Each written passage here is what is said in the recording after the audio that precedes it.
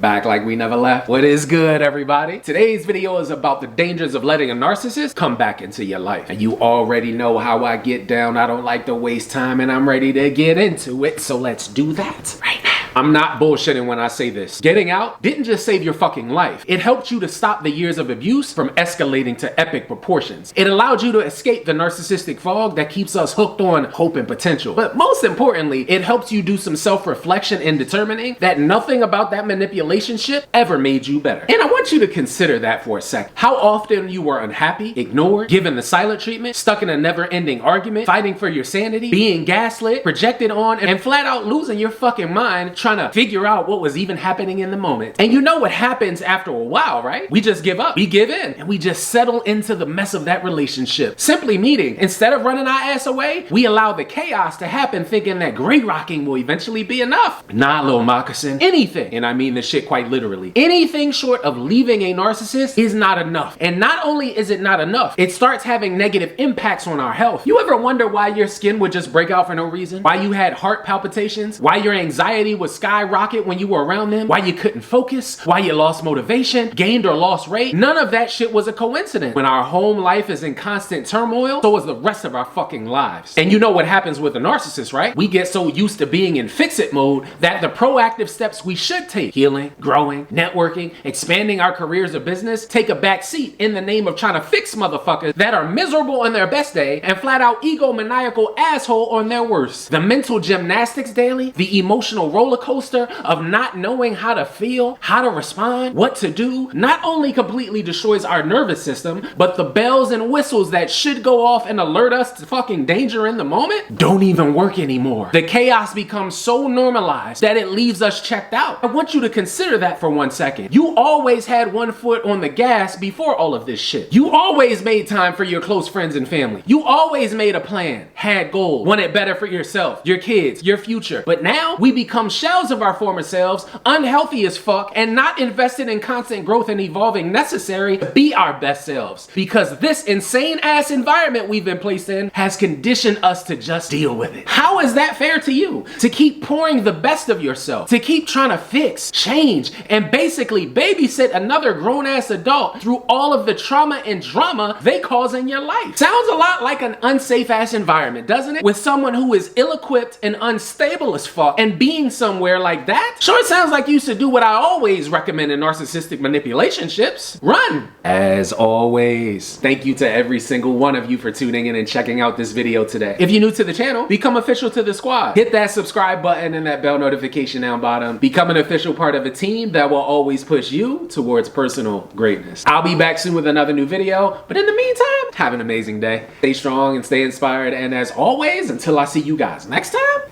peace.